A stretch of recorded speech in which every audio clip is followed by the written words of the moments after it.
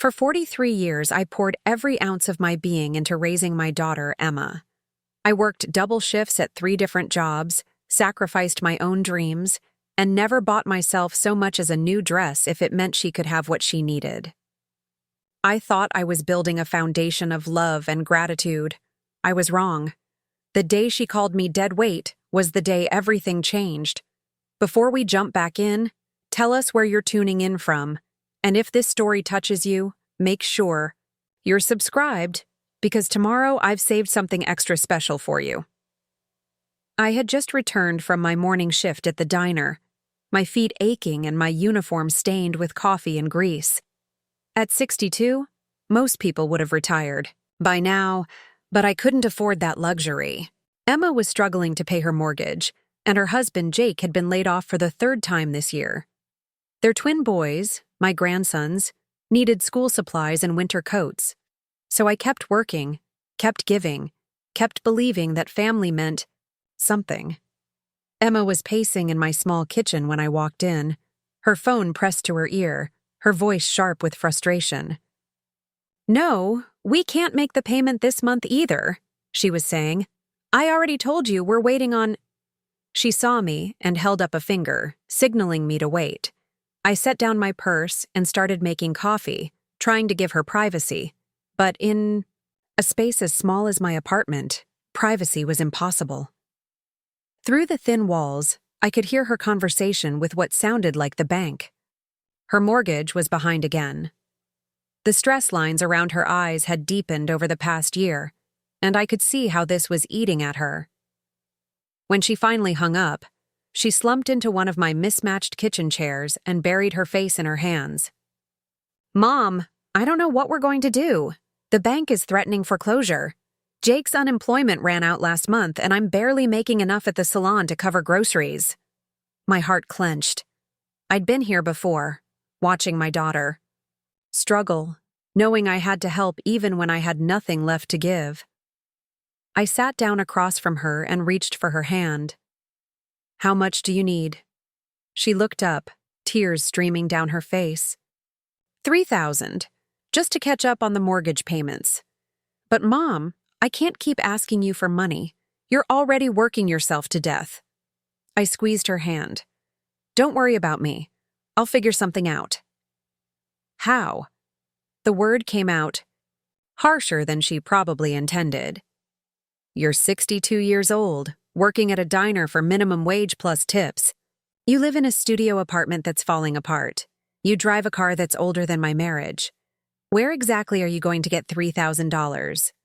I flinched at the bluntness of her words, but I understood her frustration.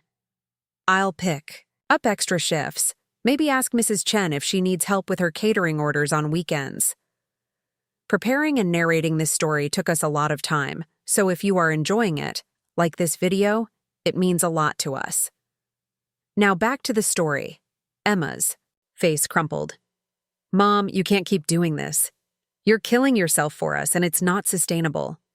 Look at you. You're exhausted all the time. Your hands are raw from washing dishes. And when was the last time you went to a doctor?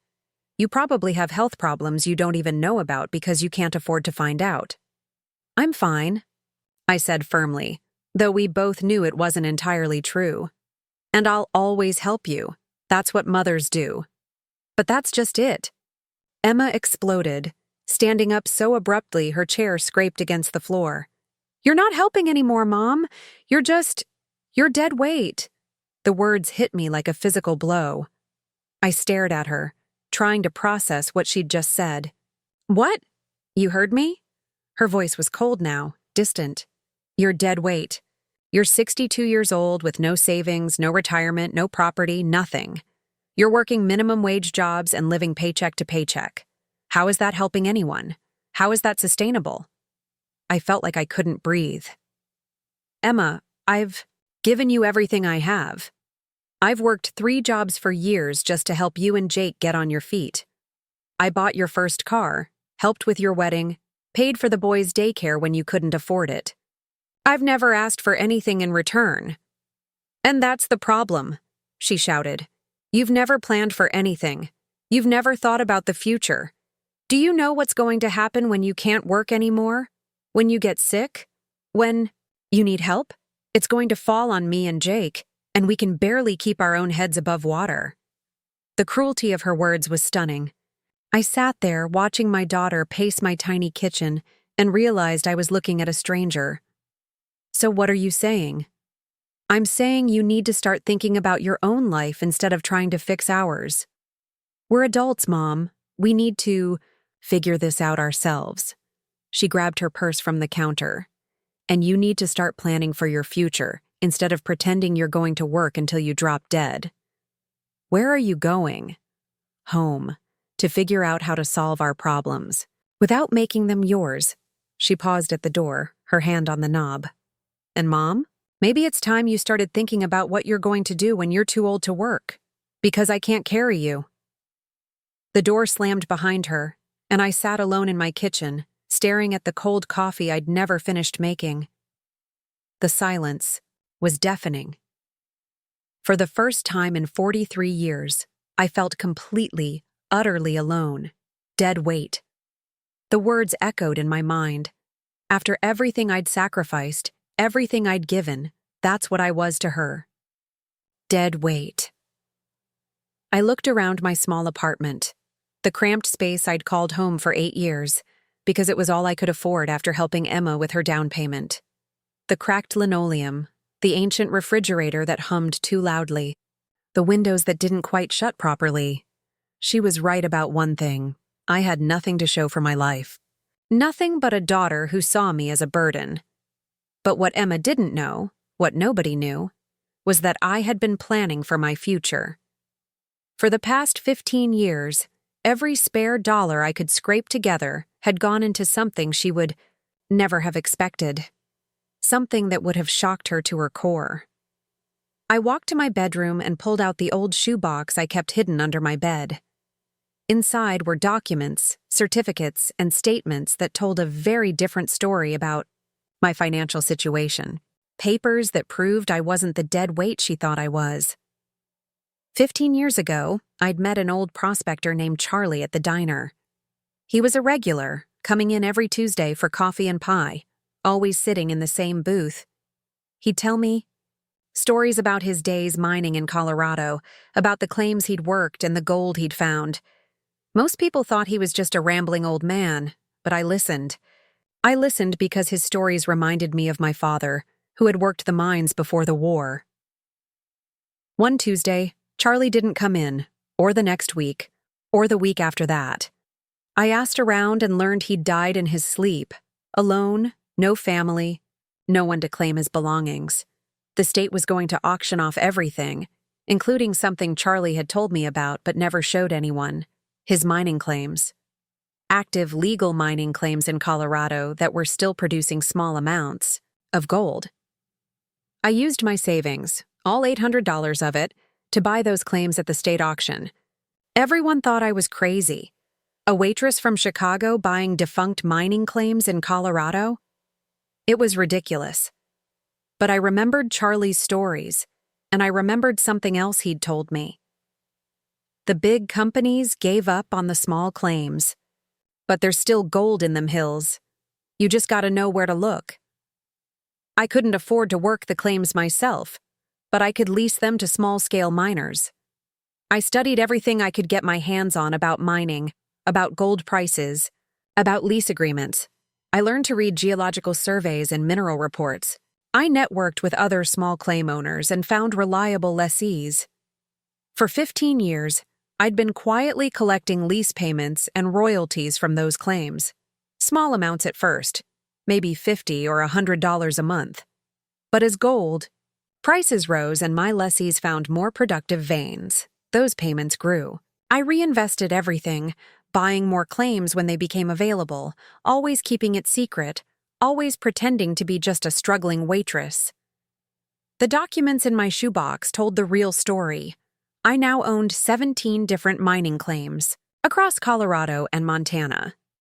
My monthly income from lease payments and royalties was just over $4,000.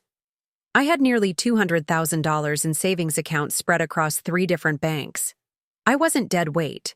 I was financially secure in a way Emma couldn't even imagine, but I'd kept it secret for a reason. I'd seen what money did to families. I'd watched relationships crumble when inheritance was involved. I'd wanted Emma to love me for who I was, not what I could give her. I'd wanted to be sure she was the kind of person who deserved to inherit what I'd built. Today, she'd shown me exactly what kind of person she was. I picked up my phone and scrolled through my contacts until I found the number for my lawyer, Patricia Wong.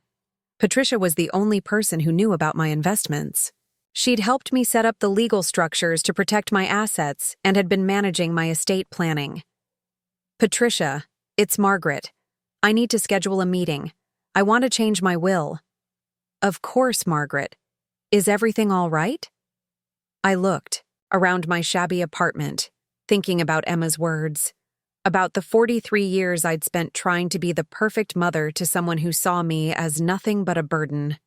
Everything's fine, I said. I just need to make some adjustments to my estate plan. And Patricia? I think it's time I started living a little differently. After I hung up, I sat on my bed surrounded by the papers that represented my real life, the life Emma knew nothing about. She thought I was dead weight, dragging her down with my poverty and my dependence. She had no idea that I'd been planning for my future all along, that I'd built something substantial from nothing.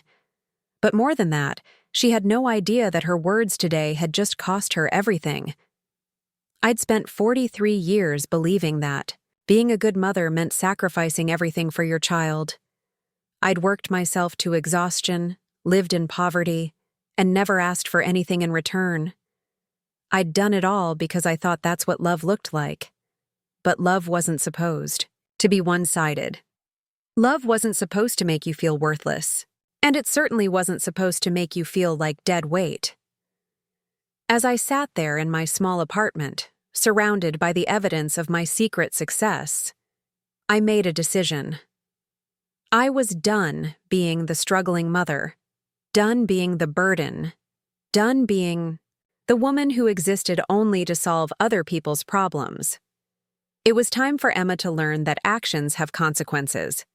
It was time for her to discover that the woman she'd dismissed as dead weight was actually the one person who could have saved her from her financial struggles. But she'd made her choice. She'd chosen to see me as a burden rather than a blessing.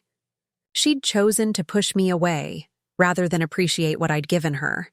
Now she would live with the consequences of that choice. The next morning, I called in sick to the diner for the first time in 3 years. Then I drove to Patricia's office to begin the process of changing my will. Emma thought I had nothing to leave behind, nothing to plan for. She was about to learn just how wrong she was. But first, I had some changes to make in my own life. If I was going to reveal the truth about my financial situation, I needed to start living like the woman I actually was, not the struggling waitress I'd been pretending to be. I pulled out my phone and started searching for apartments in the upscale part of town. It was time to stop hiding who I really was. It was time to stop being dead weight and start being the successful, independent woman I'd secretly become. Emma wanted me to plan for my future? Fine. I would plan for my future. But it would be a future that didn't include her. 3 weeks after Emma's brutal words, I was standing in the marble lobby of Riverside Towers, the most exclusive apartment complex in the city. The doorman, dressed in a crisp uniform, held the elevator door open for me with a respectful nod. I was no longer the exhausted waitress in a stained uniform. I was wearing a tailored blazer I'd purchased that morning, my hair freshly styled at a salon that cost more than I used to make in a week. "Good afternoon, Ms. Chen," the doorman said. "Your furniture delivery is scheduled for 2 o'clock. "Thank you, Marcus." I'd gotten used to people treating me with deference over the past few weeks. It was amazing how differently the world responded when you carried yourself like someone who mattered. The elevator whisked me up to the 23rd floor, where my new penthouse apartment awaited. As the doors opened directly into my foyer, my private foyer, I still felt a little thrill. Floor-to-ceiling windows overlooked the city, The kitchen had granite countertops and stainless steel appliances, and the master bedroom was larger than my entire old apartment. I'd paid for the entire year up front, in cash. The leasing agent had been so surprised she'd called the bank 3 times to verify the funds. But Patricia had helped me liquidate some of my more liquid investments, and suddenly I had the freedom to live like the woman I'd always been underneath. I just hadn't allowed myself to be her. My phone buzzed with a text from Jake, Emma's husband. "Hey, Margaret, haven't heard from you in a while. Emma said you two had a disagreement? Maybe we could all sit down and work things out? We could really use your help with the mortgage situation." I stared at the message for a long moment, then deleted it without responding. For 3 weeks, I'd been radio silent. I'd quit my job at the diner, left my old apartment, and changed my phone number. The only people who knew where I was were Patricia and my new investment advisor, David Chen. No relation, despite sharing his last name. David had been recommended by Patricia as someone who specialized in commodity investments and mining portfolios. When I'd first walked into his downtown office, he'd looked at me with barely concealed skepticism. A 62-year-old woman claiming to have built a substantial mining portfolio? It seemed unlikely. That skepticism had vanished when he'd reviewed my documents. My 17 mining claims were not only legitimate but were producing better returns than most of his corporate clients were seeing. The geological surveys I'd commissioned over the years showed significant untapped potential in several of the sites. "Ms. Chen," he'd said, his tone completely changed. "You've built something remarkable here. With proper management and strategic expansion, this could become a multi-million-dollar operation. That's exactly what I want to discuss." Now, 3 weeks later, we'd restructured everything. My mining claims had been organized into a proper corporation, Mountain Peak Mining, LLC. We'd brought in professional management for the sites, negotiated better lease terms, and begun exploring 2 of the most promising claims for direct mining operations, rather than just leasing them out. My monthly income had tripled. I was reviewing the latest geological report when my building's concierge called.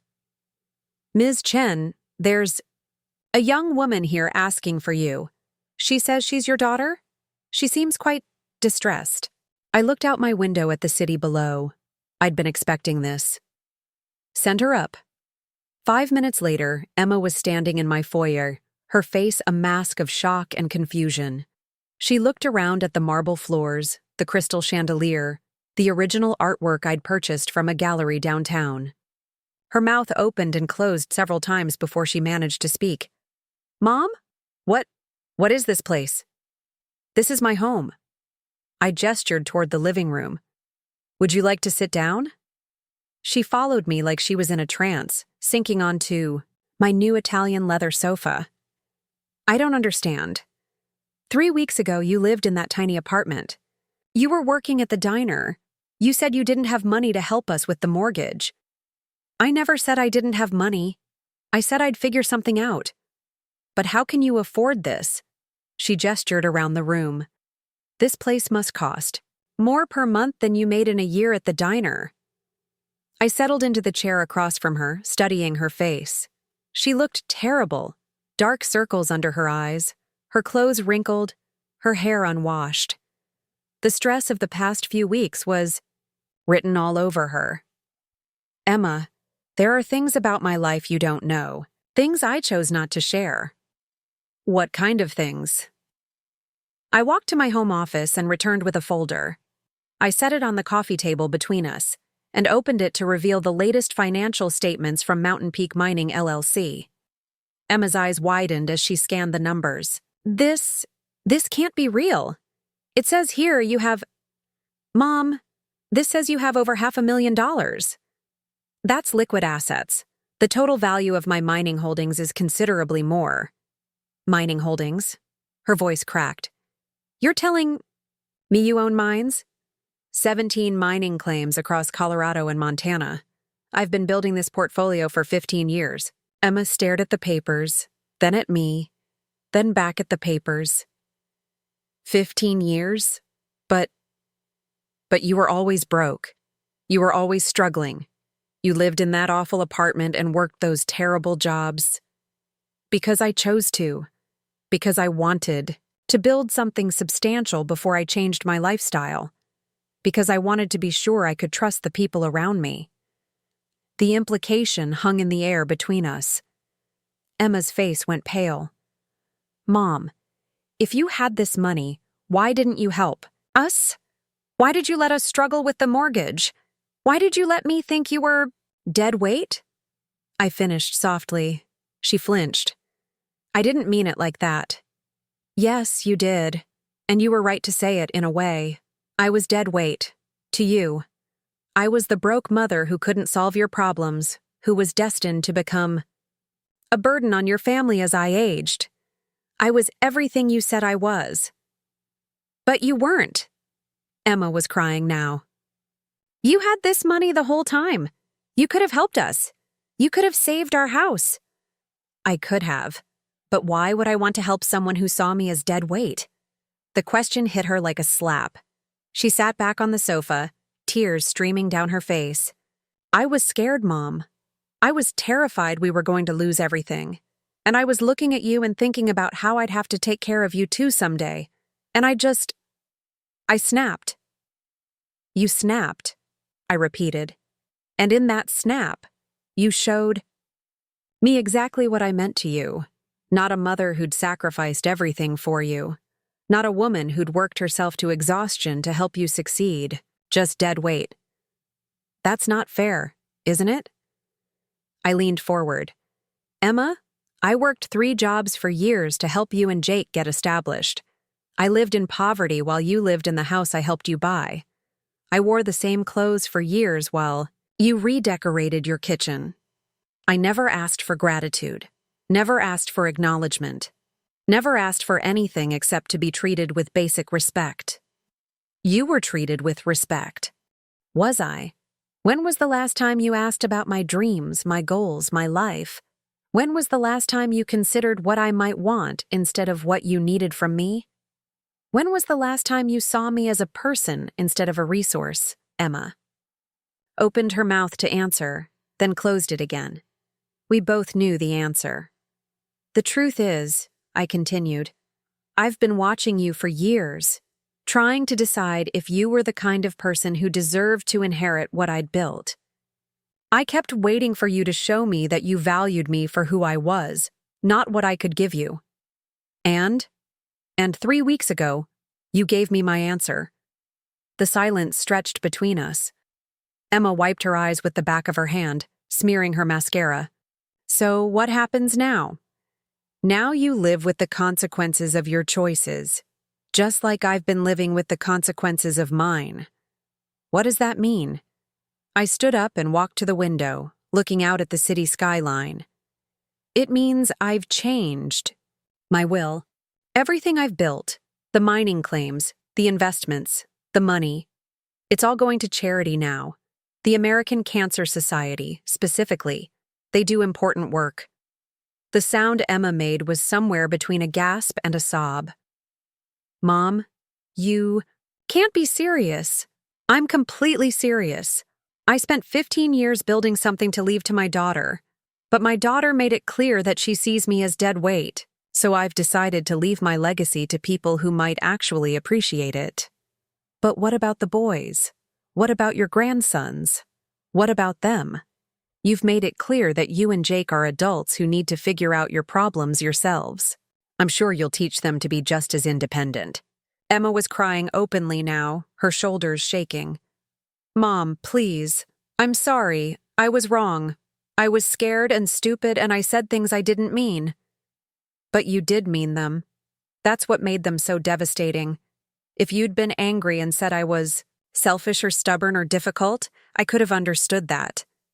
But you called me dead weight. You looked at your mother, who had given you everything, and saw only a burden. I was wrong. Yes, you were. But being wrong doesn't undo the damage. It doesn't take back the words. It doesn't change the fact that when you were under pressure, Your first instinct was to see me as the problem instead of appreciating me as the solution. I turned back to face her. Emma, I could have solved your mortgage problem with a single phone call.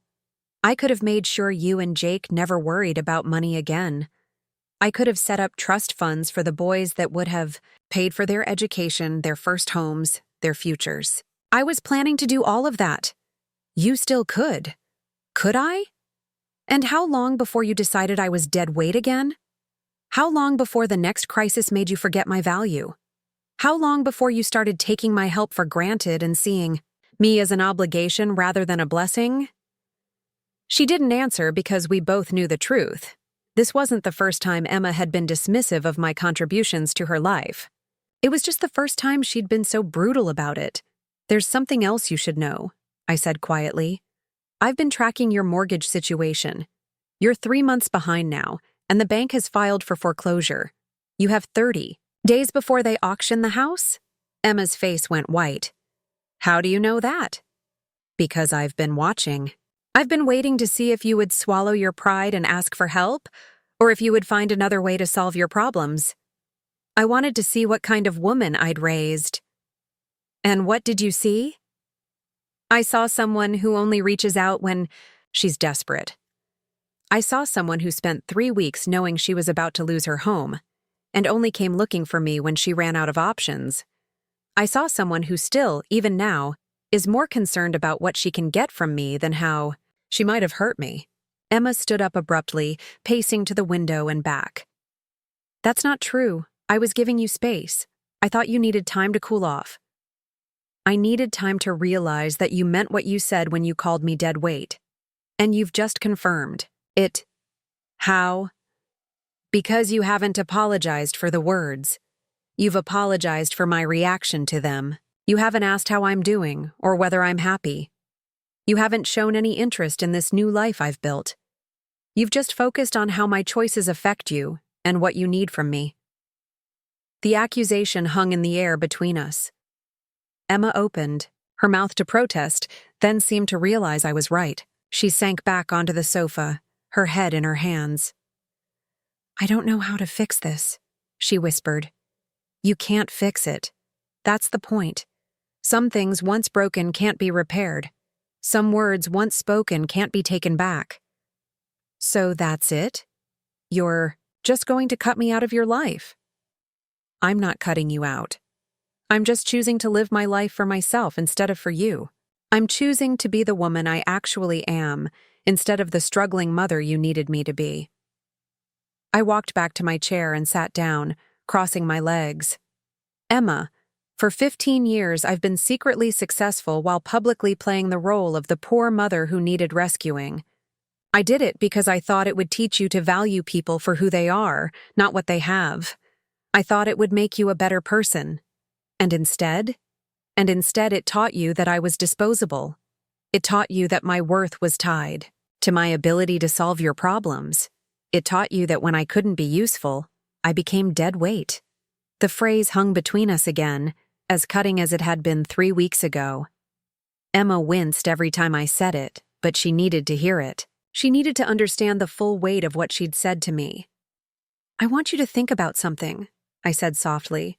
In the past 3 weeks, while you've been panicking about your mortgage and wondering where I disappeared to, I've been living the life I always deserved. I've been eating at the best restaurants in the city, buying art, traveling to see my mining operations, planning my future. I've been happy. Without me. Without the weight of your problems. Without the constant worry about your finances. Without the exhaustion of working multiple jobs to support a family that saw my efforts as obligations rather than gifts. Emma was quiet for a long moment, absorbing what I'd said. When she finally spoke, her voice was small. What can I do? Nothing. There's nothing you can do. This isn't a problem you can solve or a situation you can fix. This is simply the consequence of choices you made. But I love you. I know you do. And I love you too. But love isn't enough when it's not accompanied by respect. Love isn't enough when it comes with conditions and expectations. Love isn't enough when it makes you feel worthless. I stood up and walked to the door. I think you should go now. Emma stood up slowly, her movements uncertain. Mom, please, don't do this. Don't throw away our relationship over one conversation. I'm not throwing anything away. I'm simply choosing to value myself the way you should have valued me. I'm choosing to see myself as worthy of respect and consideration. I'm choosing to stop being dead weight. As she reached the door, Emma turned back one more time. Will I see you again? I don't know. That depends on whether you can learn to see me as something other than a problem to be solved or a resource to be used. The door closed behind her with a soft click, and I was alone again in my beautiful apartment. But this time, the silence didn't feel empty. It felt peaceful. I walked to my window and looked out at the city below, thinking about the woman I'd been and the woman I was becoming. Emma would have to face the consequences of her choices, just as I was finally embracing the rewards of mine. Tomorrow, I had a meeting with David about expanding operations at the Montana site. Next week, I was flying to Colorado to tour the facilities in person. For the first time in my life, I was living for myself instead of for someone else, and it felt wonderful. 2 days after Emma's visit, I was sipping my morning coffee on my private balcony when my phone rang. The caller ID showed Jake's number, and I almost didn't answer. But curiosity got the better of me. Margaret, thank God you picked up. His voice was strained, desperate. Emma told me about your conversation. Look, I know things got heated between you two, but we need to talk. Do we? Please, just hear me out. She's not doing well since she saw you. She's barely eating, barely sleeping. She keeps saying she destroyed everything. I took another sip of my coffee, watching the city wake up below me. And I think she finally understands what she did wrong. But Margaret, we're about to lose the house. The foreclosure auction is in 2 weeks. I've been looking for work, but nobody's hiring. Emma's salon cut her hours because business is slow. We're desperate. I'm sorry to hear that. The silence stretched between us. I could almost hear Jake processing the fact that I wasn't immediately offering to help. Margaret, I know Emma hurt you. I know what she said was wrong. But please, think about the boys. They don't understand what's happening. Tommy asked me yesterday why Grandma doesn't come over anymore. How do I explain this to them? That one stung. My grandsons, 8-year-old twins Tommy and Michael, had been the bright spots in my life. Every Sunday, I'd take them to the park or the zoo, buy them ice cream, listen to their stories about school. They called me their best grandma, even though I was their only grandma. But I'd learned something important over the past month. Even love for my grandsons couldn't make me accept disrespect from their parents. Jake, I understand you're in a difficult situation, but Emma made her feelings about me very clear. She sees me as dead weight. Why would you want dead weight involved in your family's problems? She didn't mean it. She absolutely meant it. And the fact that she only realized it was wrong when she discovered I wasn't actually poor just proves my point. I heard Jake take a shaky breath. Look, maybe there's something I can do. Some way I can make this right. Emma's pride got in the way, but I never felt that way about you. You've been nothing but generous to our family. Have I? Of course.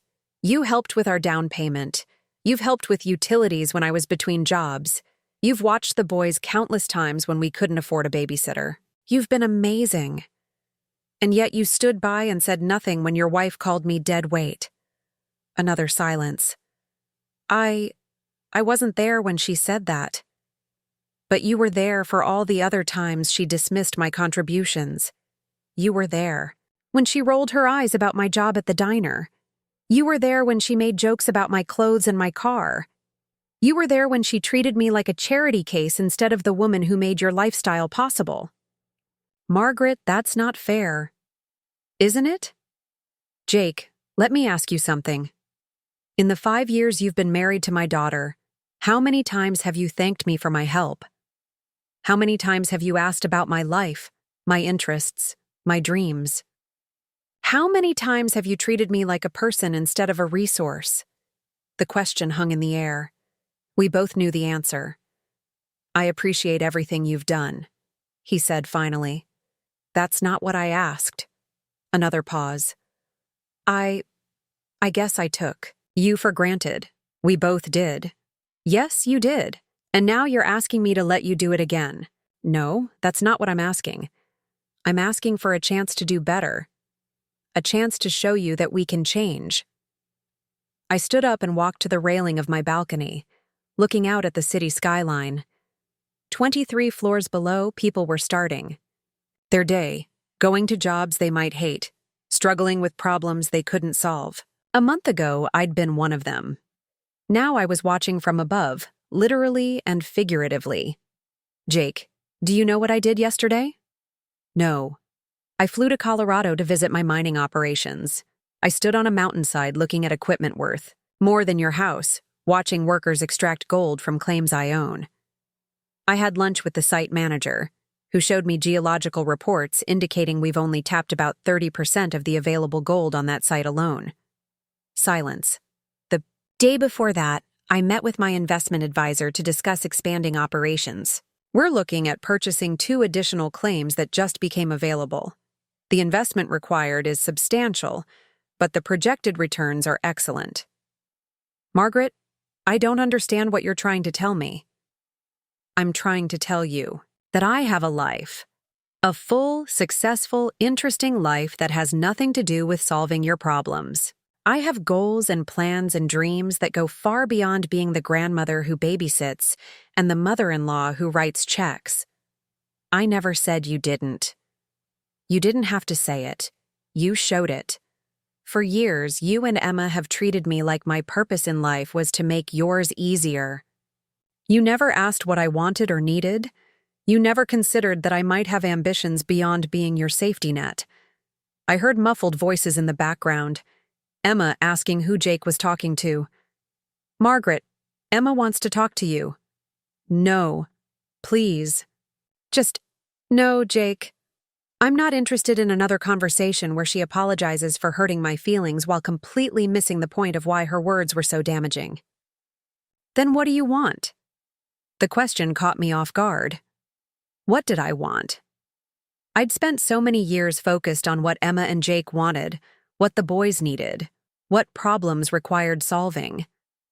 I'd rarely stopped to consider what I actually wanted for myself. I want to be seen as a complete person, I said finally. I want to be valued for who I am, not just what I can provide. I want relationships based on mutual respect and genuine interest in each other's lives. We can do that. Can you? Because right now, you're not calling to ask how I'm doing or whether I'm happy in my new life. You're calling to ask me to solve your financial problems. Even this conversation is about what you need from me. The truth of that statement seemed to hit him. I heard him take a shaky breath. You're right, he said quietly. I'm sorry. How are you doing? The question sounded forced, like he was reading from a script, but at least he was trying. I'm doing very well, thank you. Better than I've done in years, actually. I'm learning to live for myself instead of for other people, and it's incredibly liberating. That's good. I'm glad you're happy. But I could hear in his voice that he wasn't glad. He was terrified because his financial salvation had just told him she was happy without them. Jake, I want you to understand something. The woman you and Emma knew, the struggling waitress who lived in a tiny apartment and worked multiple jobs, that woman doesn't exist anymore. She was a role I was playing, a test I was administering. A test? I wanted to see what kind of people I'd raised and welcomed into my family. I wanted to know if you could love and respect someone who appeared to have nothing to offer except affection and support. And we failed. Spectacularly. I heard Emma's voice in the background, asking what I was saying. Jake shushed her. Margaret, Is there anything we can do to change your mind? About the will, I mean. About cutting us out. And there it was.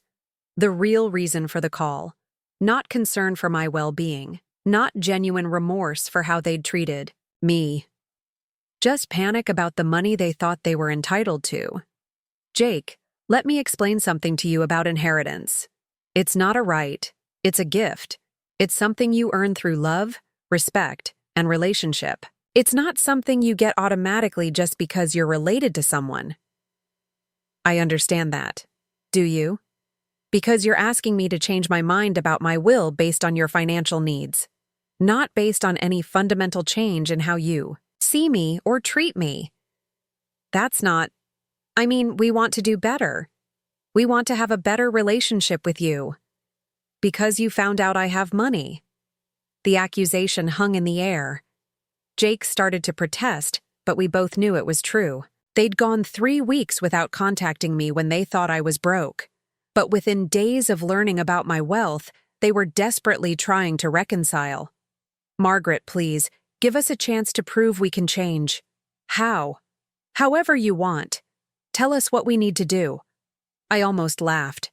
Even his offer to change was contingent on me telling him what to do. He still couldn't think of me as a person with inherent worth, only as a problem to be solved or a test to be passed. Jake, I'm going to hang up now. But before I do, I want you to think about something. You and Emma are about to lose your house. You're struggling to feed your children and keep the lights on. You're facing a crisis that could destroy your family's stability. Yes.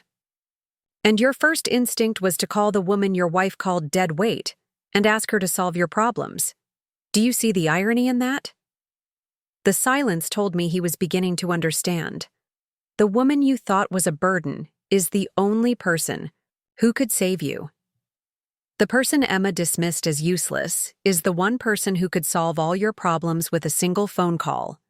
The dead weight you were so worried about carrying is actually the foundation that's been holding your entire family up. Margaret, I'm not finished. You want to know what you could have done differently? You could have seen me as valuable even when I appeared to have nothing. You could have treated me with respect even when you thought I needed your help more. Then you needed mine. You could have loved me for who I am instead of what I could do for you. I paused, letting that sink in. But mostly, you could have raised your children to see their grandmother as a person worth knowing, not just a problem to be managed. You could have taught them that family means caring about each other's happiness, not just helping with each other's problems. The boys do love you. I know they do. And I love them. But love isn't enough when it exists in a family structure built on disrespect and exploitation. So what happens to them? When we lose the house, when we can't provide for them? The question was designed to make me feel guilty, and part of me did. But a larger part of me recognized it for what it was: emotional manipulation. What happens to them is you figure it out. You're adults, remember? You don't need dead weight like me dragging you down. Margaret, please don't do this. I'm not doing anything to you, Jake. I'm simply choosing not to rescue you from the consequences of your choices. I'm choosing to let you be the independent adults Emma said you needed to be. I heard Emma grab the phone from Jake. Mom, please, I know I was wrong. I know I hurt you, but don't punish the boys for my mistakes. I'm not punishing anyone. I'm simply living my life according to the values you taught me you believed in. Independence, self-reliance, not being a burden to others. That's not what I meant. It's exactly what you meant. And now you get to live by those principles. Mom, I'm begging you. Please, help us. I'll do anything. Anything except respect me for who I am instead of what I can give you. The words came out harsher than I'd intended, but they were true. Even now, even in her desperation, Emma was focused on what she could get from me rather than how she could repair our relationship. I do respect you. No, you don't. You respect my bank account. You respect my ability to solve your problems. But you don't respect me as a person, and you've made that clear in every conversation we've had. I hung up before she could respond. Within seconds, the phone started ringing again, but I turned it off and set it aside. For the next hour, I sat on my balcony thinking about the conversation. Part of me wanted to help them.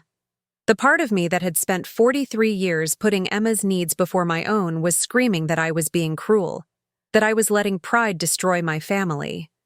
But a stronger part of me, the part that had learned to value myself over the past month, knew that helping them now would only teach them that disrespect had no real consequences. It would teach them that they could treat me however they wanted as long as they apologized when they needed something. More importantly, it would teach my grandsons that love was conditional, that family relationships were transactional, that people existed to solve other people's problems rather than to enrich each other's lives. I picked up my phone and called Patricia. Patricia, it's Margaret. I need to make another change to my estate planning. What kind of change? I want to set up education trusts for my grandsons, funds that will pay for their college and graduate school, but can only be accessed when they turn 18 and only if they meet certain criteria. What kind of criteria?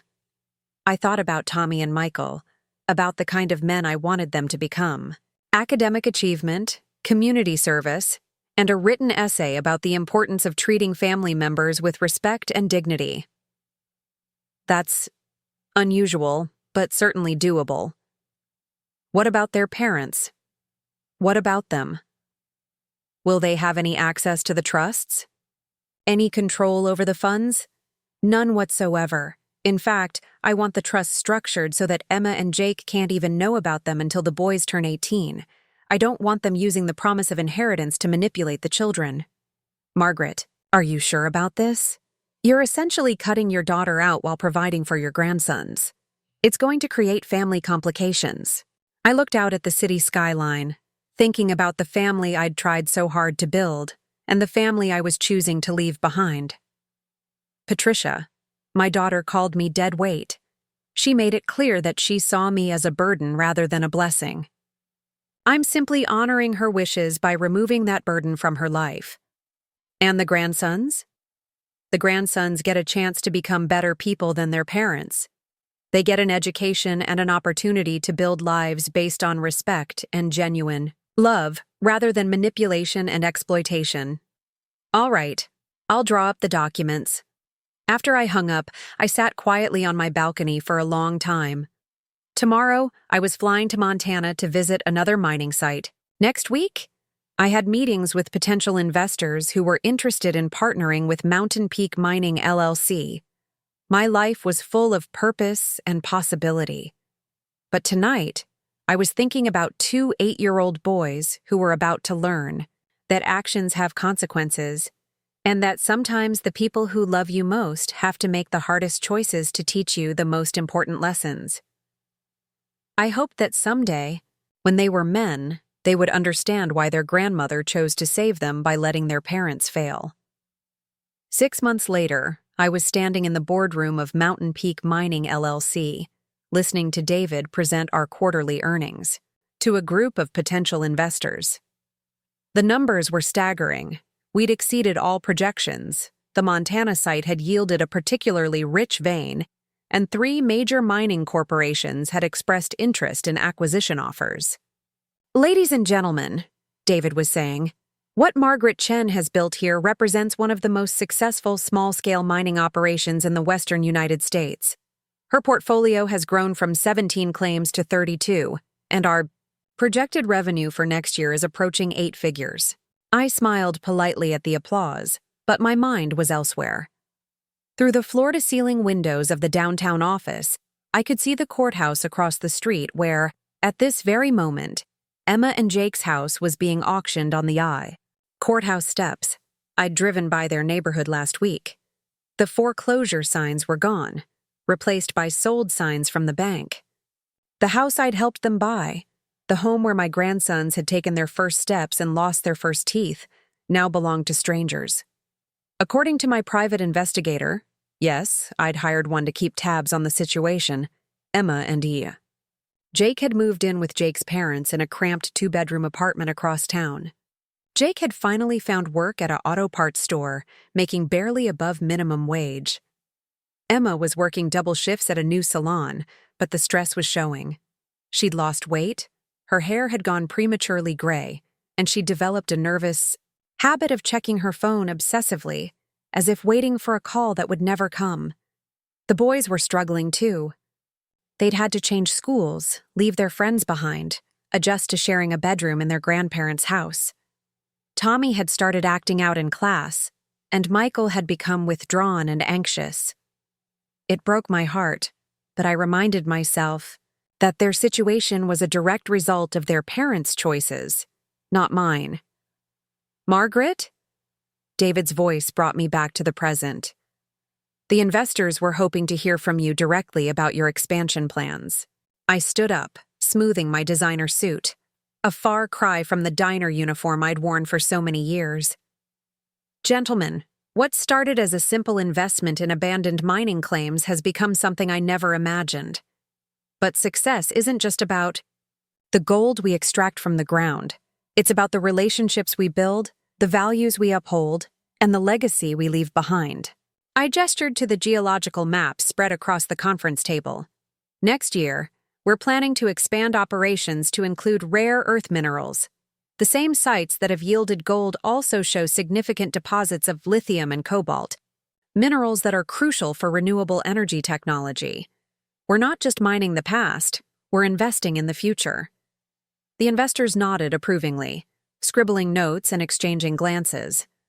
After the meeting concluded and they filed out, David approached me with a broad smile. "Margaret, I have to ask. 3 of those investors made acquisition offers. We're talking about numbers that would set you up for life. Multiple lives, actually. Are you interested in selling?" I walked to the window and looked down at the courthouse steps. The auction was over. A small crowd was dispersing. Somewhere in that crowd, Emma and Jake were walking away from the life they'd built, carrying nothing but the knowledge that they'd lost everything. "David, let me ask you something. If someone offered to buy your children, would you consider it?" He looked confused. "Of course not." "But, Margaret, these are mining claims, not children." "Are they?" "These claims represent 15 years of careful planning, strategic thinking, and delayed gratification. They represent a dream I built one small investment at a time while the world saw me as just a struggling waitress. They're not just assets. They're proof that I was never the person others thought I was." I turned back to face him. "Besides, I have plans for that money. Important plans. Such as education, community development, programs that help people discover their own potential instead of depending on others to solve their problems." What I didn't tell David was that I'd already begun implementing those plans.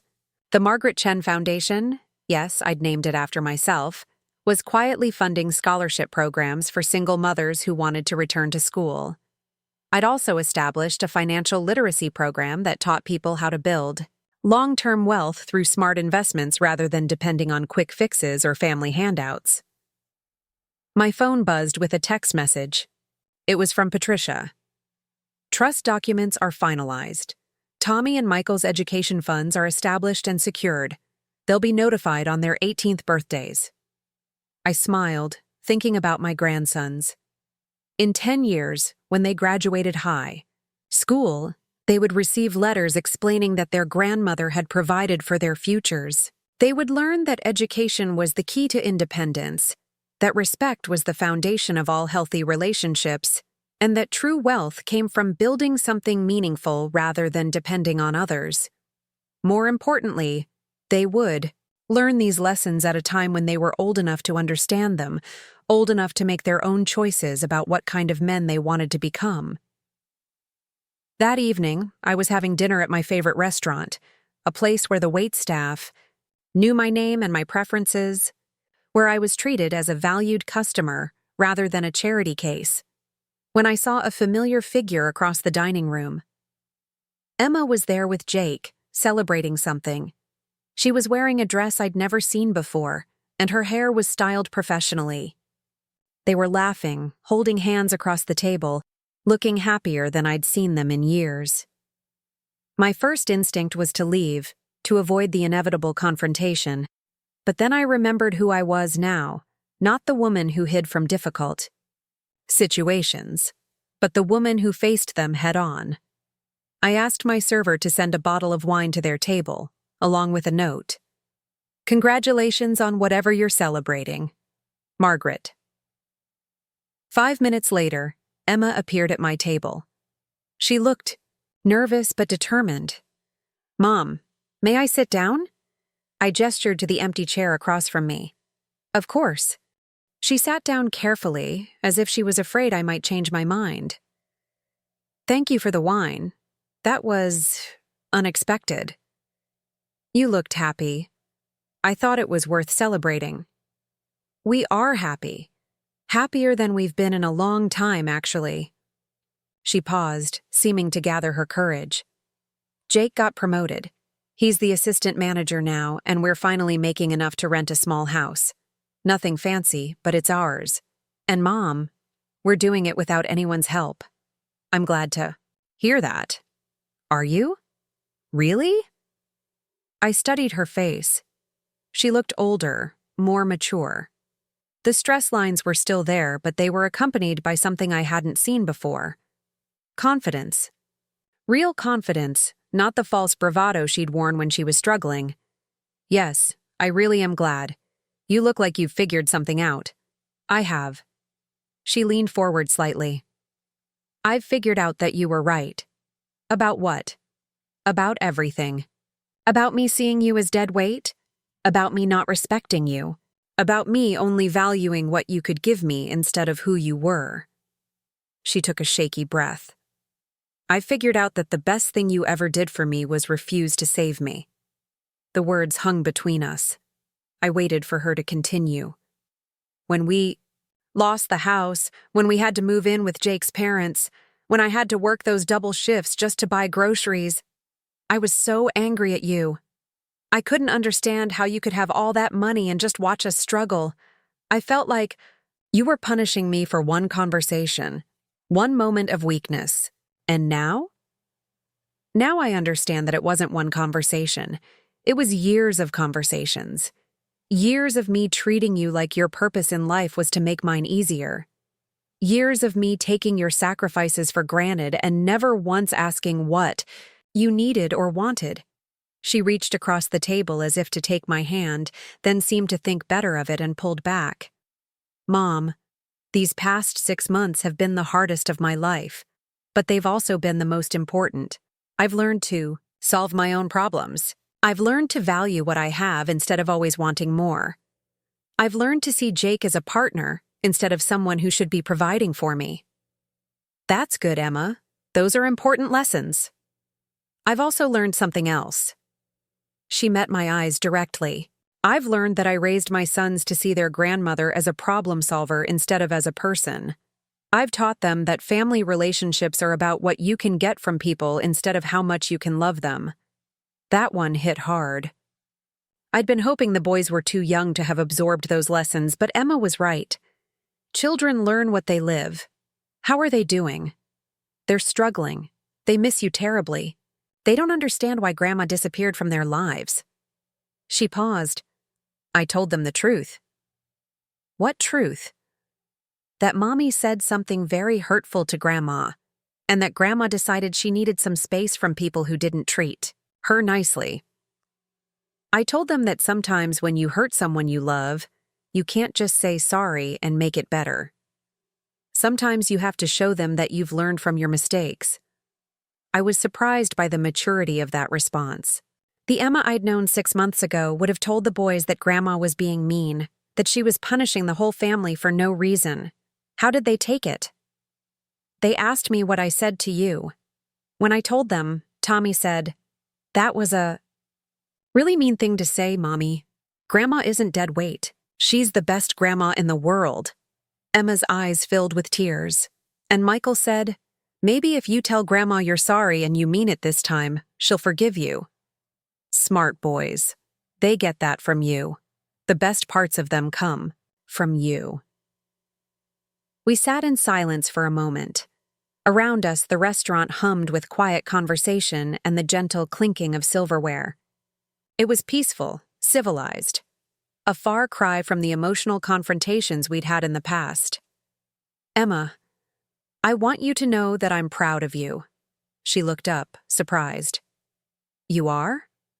You've learned to stand on your own feet. You've built something. With Jake based on mutual effort instead of depending on others to solve your problems. You've taken responsibility for your mistakes instead of blaming others for the consequences. Those are not easy things to do. I had a good teacher. It just took me a while to pay attention to the lessons. Better late than never." Emma smiled, a real smile, not the desperate, pleading expression she'd worn during our previous encounters. "Mom, I know I can't undo what I said. I know I can't take back the years of taking you for granted. But I want you to know that I see you now. I see who you really are, and I'm amazed by what you've accomplished. Thank you. And I want you to know that I don't expect anything from you. I'm not here to ask for money or help or forgiveness. I'm here because I wanted you to know that your daughter finally grew up, and that it's because of you that I did." The words were simple, but they carried weight I hadn't expected. For the first time in our relationship, Emma was seeing me as a complete person. Not just a mother, not just a resource, but a woman with her own life, her own achievements, her own worth. "Emma, there's something I want to tell you." "What?" "I've set up education trusts for the boys. They'll receive them when they turn 18, along with letters explaining the importance of treating family with respect and building their own success rather than depending on others." Her eyes widened. "Mom, you didn't have to. I didn't do it for you. I did it for them. And I did it because I believe they can become better people than we were. I believe they can learn to value relationships over transactions, love over utility." Emma was crying now, but they were different tears than I'd seen before. Not tears of desperation or manipulation, but tears of genuine gratitude and understanding. "They will be better. I promise you they will be better. I believe you." We talked for another hour. Really talked, for the first time in years. Emma told me about her work at the salon, about the clients she was building relationships with, about the satisfaction she found in creating something with her own hands. I told her about my mining operations, about the foundation I was building, about the life I'd discovered when I stopped living for others and started living for myself. When we parted that evening, we didn't hug or make promises about staying in touch.